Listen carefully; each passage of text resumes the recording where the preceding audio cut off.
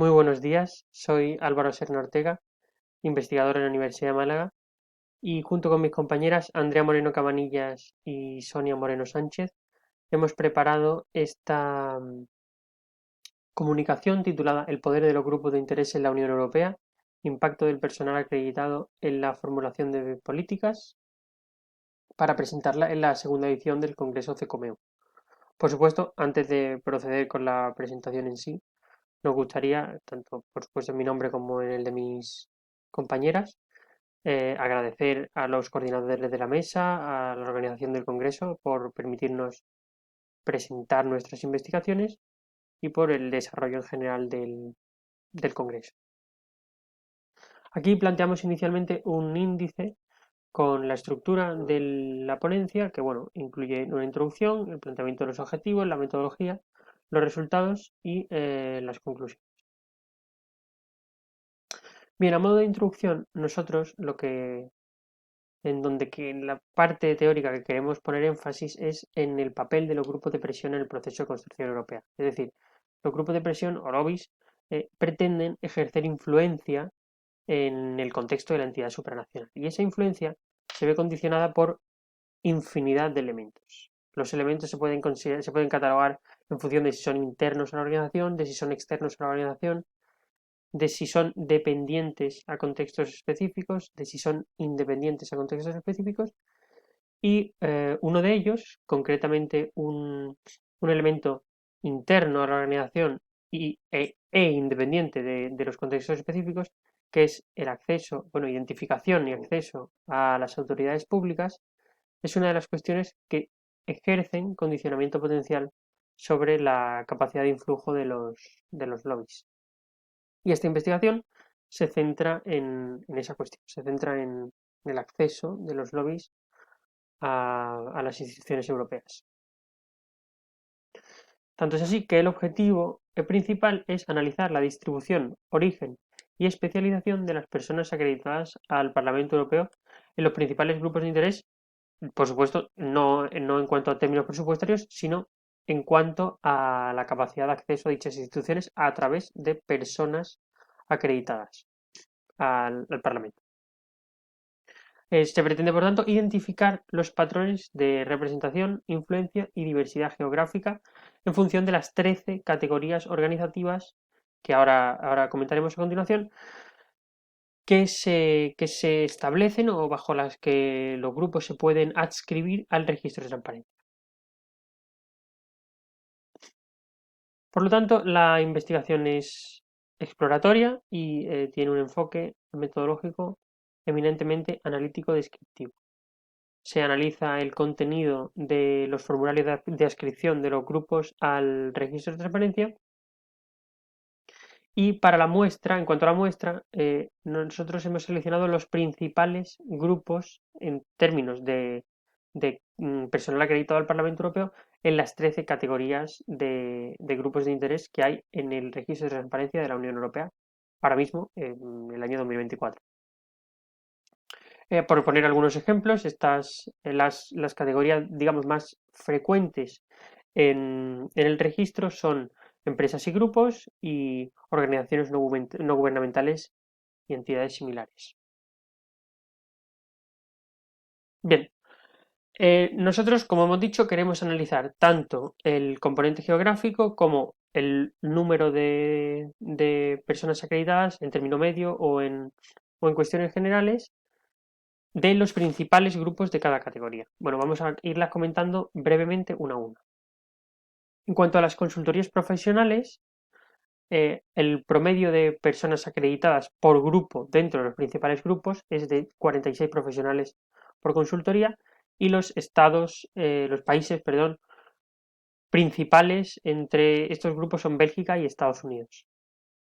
Los bufetes de abogados, por ejemplo, un ejemplo destacado es Albert Heiger de Alemania, que tiene 12 personas acreditadas y la mayoría de las sedes de estas organizaciones se encuentran en Italia, Alemania y Bélgica.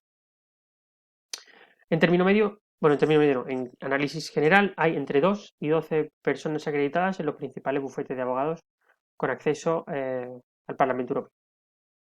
Los trabajadores por cuenta propia, que también componen una categoría organizativa de los lobbies cuentan con 28 personas acreditadas en total, una, por supuesto, por cada grupo registrado, porque generalmente estos grupos suelen estar compuestos por una sola persona o como mucho dos. Nuevamente, Bélgica es el punto geográfico principal en ese sentido y resulta absolutamente razonable teniendo en cuenta la poca capacidad en términos de personal de las organizaciones.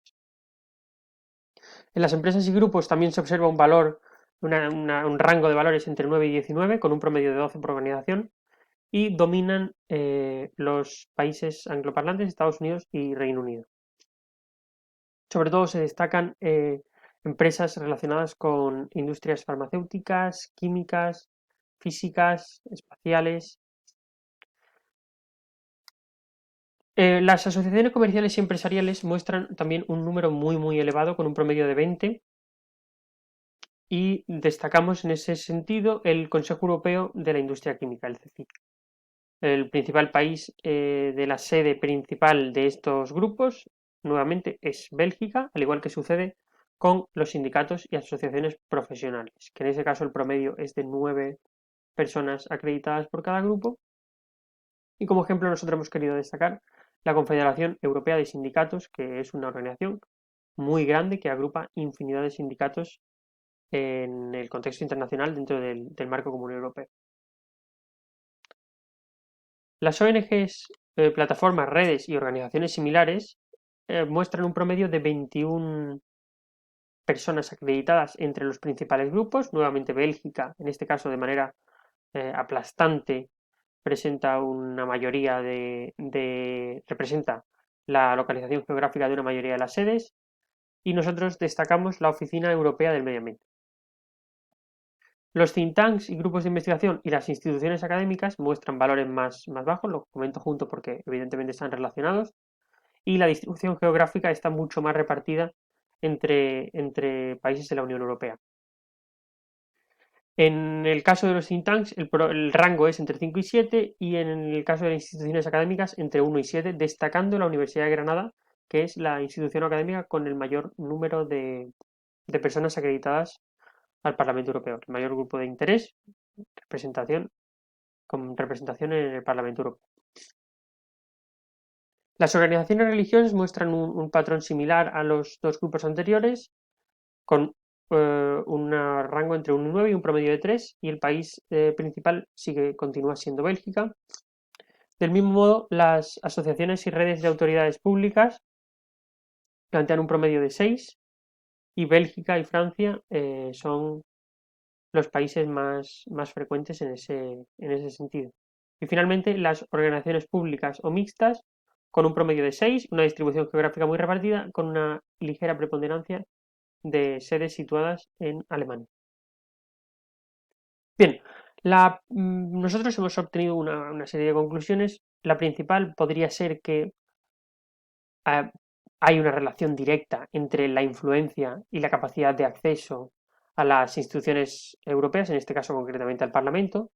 En cuanto al componente geográfico del análisis, hay una enorme concentración de las sedes de las organizaciones en Bruselas, y una diversidad sectorial también hemos observado en los principales grupos, aunque sí que hay una tendencia hacia entidades que se vinculan con cuestiones como farmacéuticas, cuestiones medioambientales o cuestiones, por ejemplo, del ámbito espacial.